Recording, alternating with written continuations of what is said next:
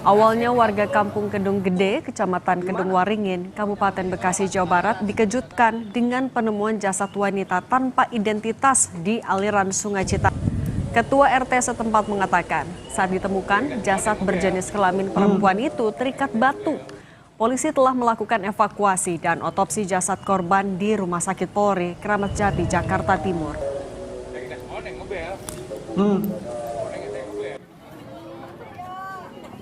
Ada mayat jenis kelaminnya wanita gitu Pak. Langsung saya konfirmasi ke pihak Polsek karena warga itu nggak berani untuk megang, tapi untuk dikepinggirin aja gitu, untuk ngangkat-ngangkat nggak berani gitu. Nggak lama kemudian barulah dari pihak Polsek datang. Bukan warga saya karena tanpa identitas. Tanpa identitas. Ya, cuman ada pemberat gantungan batu. Betul. Dari sininya diikat perut. Gitu.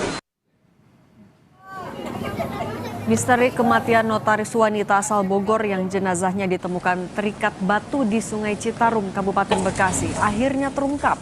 Polisi menangkap 6 orang yang diduga terlibat dengan kematian korban. Dari 6 orang yang ditangkap, 3 diantaranya telah ditetapkan sebagai tersangka. Sementara 3 lainnya yang berperan sebagai penadah masih diperiksa. Polisi belum menjelaskan detail soal motif pembunuhan pelaku.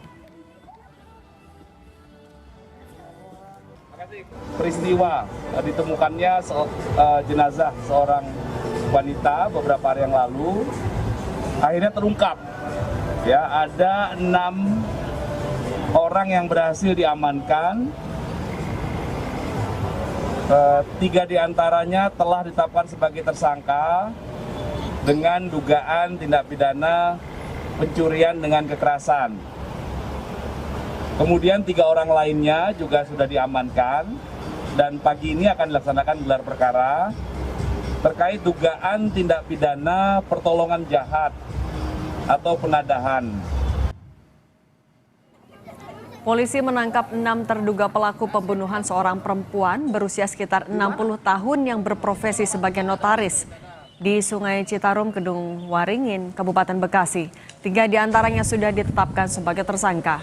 Kita kupas lebih lengkap bersama dengan Adrianus Meliala, kriminolog Universitas Indonesia. Prof. Adrianus, selamat petang. Selamat petang, Mbak Cynthia.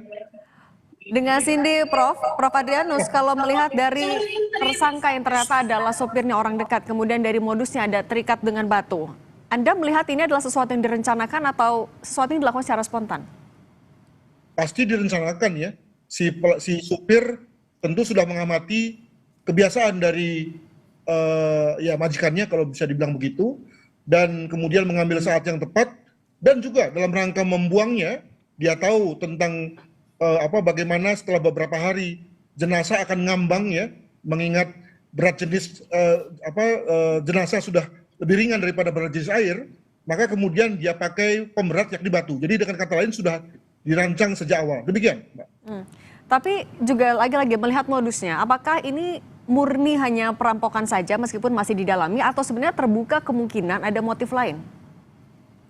Ya, kita ikuti dulu langkah kepolisiannya yang tadi dikatakan oleh Pak Ade Ari bahwa ditetapkan tersangka dengan pasal pencurian, ya. Nah, itu kan artinya ada barang dari sang majikan yang diambil oleh ketiga orang dan kemudian dilanjutkan dengan pembunuhan dan kemudian lalu ditadah, ya. Nah, menariknya adalah bahwa belum ditetapkan dengan pasal-pasal pembunuhan, ya, sehingga kemudian lalu nampaknya kepolisian masih membuka ya kemungkinan apakah pembunuhan saja sebagai undang-undang sebagai pasal tambahannya, atau mungkin juga ada kaitannya dengan profesi sang korban sebagai notaris, mungkin begitu. Prof, ini kan juga disebutkan ada 2 klaster, dibikin 2 klaster oleh polisi, pencurian dan kekerasan, serta penadah dan pertolongan kejahatan. Kalau misalnya ada penadahnya, apakah ini bisa jadi celah, bisa jadi ini adalah sebuah sindikat? Ya, kalau dalam arti bahwa ada lebih daripada satu peran dalam rangka berbuat kejahatan bisa. Cuma sindikat ini memang sederhana sekali ya. Dalam arti bahwa ada orang yang melakukan pencurian, lalu kemudian dilempar ke pasar gelap di mana ada orang penadahnya, dan kemudian penadah menjual kembali, itu secara konteks sindikat sudah bisa disebut sebagai sindikat. namun tentu saja amat sederhana. Demikian. Untuk 6 orang kan 3-nya memang masih diperiksa, tapi untuk penetapan pasalnya, penyangkaan pasalnya, apakah semuanya bisa dipukul rata menggunakan pasal kekerasan juga hingga terjadinya pembunuhan? Tidak, karena nampaknya 3 orang yang di luar daripada yang melakukan kekerasan itu memang tidak tahu kelihatannya asal muasal, atau paling tidak mau tahu lah gitu ya, asal muasal dari suatu benda yang kemudian ditadahnya ya. Di sini belum disebutkan oleh kepolisian bendanya apa sih yang ditadahkan, apakah perhiasan, motor atau mobil ya, sehingga kemudian lalu ditadah dan kemudian tidak dijual kembali.